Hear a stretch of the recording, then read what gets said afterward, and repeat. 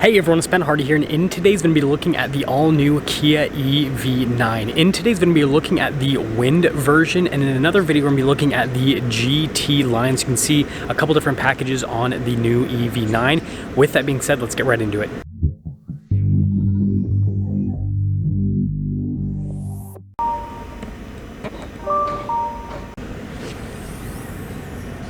So let's quickly go over some of the EV specs for the Wind version. So you have either a 76.1 kilowatt hour battery pack available or a 99.8 kilowatt hour battery pack available. Now with that 76.1 kilowatt hour battery pack, that provides the car with 220 miles of electric driving range roughly, 215 horsepower and then 258 pound-feet of torque, a 0 to 60 time of 7.7 seconds, and this is rear-wheel drive.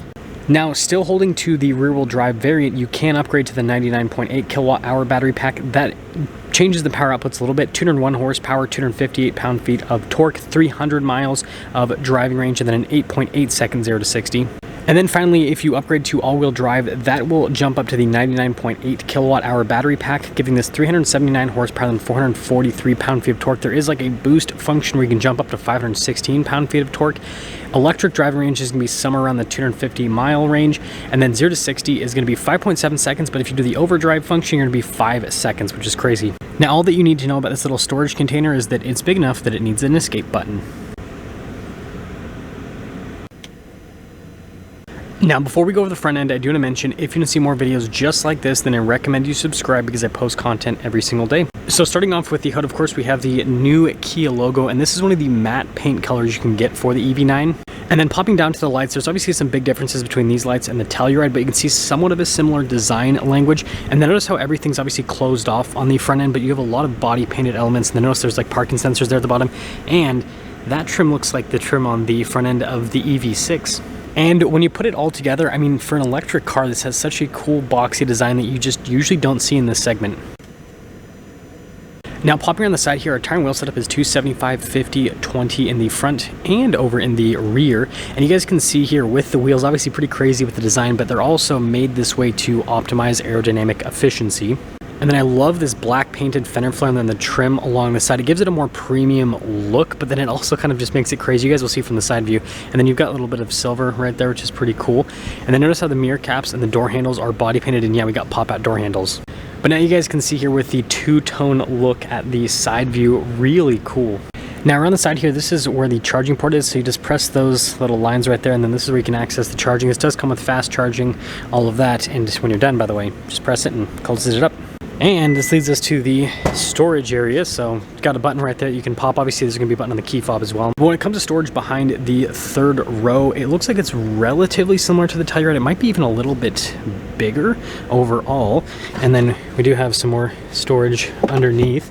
And then you guys can see here with this, it's kind of cool to lower down the hatch. And then we do have these controls over here for the seats to raise and lower them. And then notice we have a full outlet here in the back as well. And for those of you wondering, we do still have a traditional button there at the top to lower down the hatch.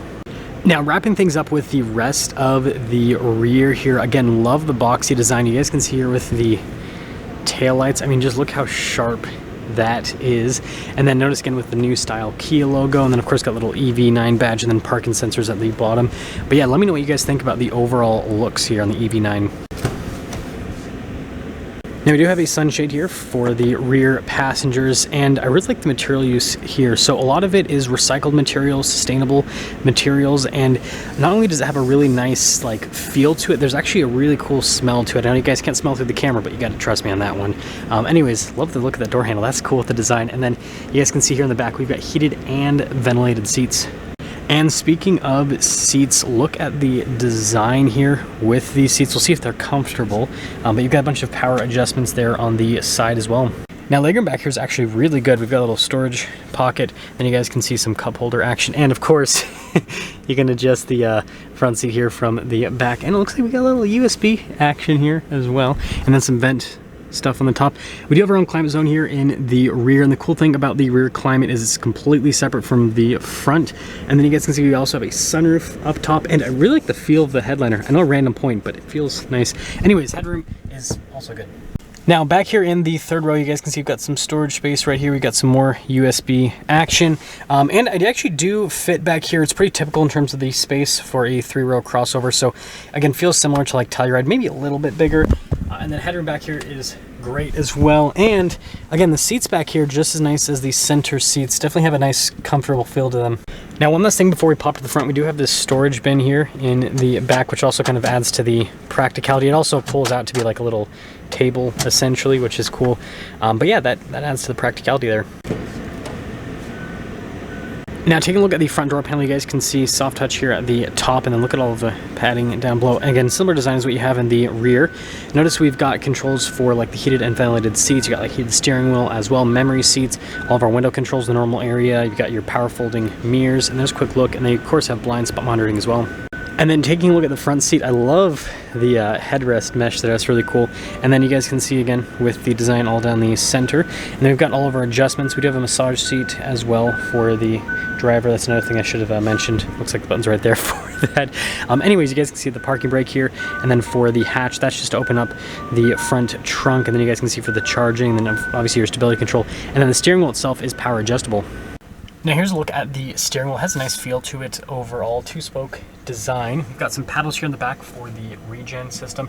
You have normal practical controls on the front, like your voice command controls, phone controls.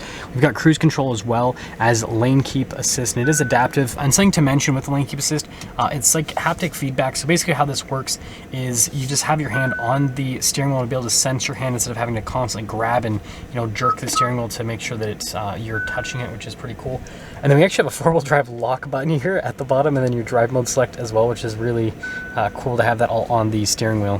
Now this is either pre-production / prototype in terms of this vehicle's status. So obviously we've got a bunch of warning lights and everything on the dash. That's not how it's going to come at the end of the day. But I did want to show you guys the gauge cluster here, so you can see the overall design. Really clean design, similar to what you have with the new EV6 as well. And then this leads us over to the infotainment screen. So first off, really good response time overall, and you can access stuff like the seats, for example. You can do a bunch of adjustments there. Got a little nav screen, and then we have our driver tab for the climate control. So like if you just want to basically have the climate on the driver, which makes sense for an EV, so you can conserve range. I don't know, I think that's pretty cool. And then we actually have these cool little haptic feedback buttons on the dash as well. They're kind of like shortcut buttons for different features, so you guys can see like the map view, for example. And yeah, I feel like that's just kind of becoming a thing in the EV world, is to have buttons like that, but I don't know, I guess it goes with the overall theme. And speaking of dash, I really like the design and the overall material use. It just looks really cool. And then how that goes all the way across with the vents and all of that. And then we actually have a physical button for the volume control. That is always super important. And you got some climate adjustments right there. And then down below you guys can see with a bunch of little charging ports. And then with the center console, you guys can see we have the slightly over-engineered cup holder situation, but this is great because obviously you can basically free everything up here, so you can have more storage, and you can cover it up as well. I like how it almost like curves down. That is interesting. And then behind this, we've got our auto hold. You've got hill descent control. This is for the camera, and then your parking sensors. And then we do have a wireless phone charging pad as well. And it looks like this has just Kia's normal new key fob, which is really cool with the illuminating logo. That is definitely fun. And yeah, I like the material use here on the top as well. And then we actually just have a traditional glove box, which I am very glad that we have traditional glove box, because I hate it when the EVs will have like the, in the like Tesla with the screen and everything. I'm glad they kept that out. And then up top, you guys can see we have a rear view camera mirror as well. And then we've got the front sunroof here. Control for it is just right there. Now that's going to wrap things up for our first look here at the Wind version of the EV9. And again, this one is the all-wheel drive version, as you guys saw with the 4-wheel drive lock. But let me know what you guys think about this version of the EV9 and just the EV9 in general. And like I said at the beginning of the video, I will also have a review on the GT line, which is the more loaded up version of the EV9. So I'm probably gonna post this one first, and then I'll post that one second, so stay tuned for that one. But regardless, let me know your thoughts here on the new EV9.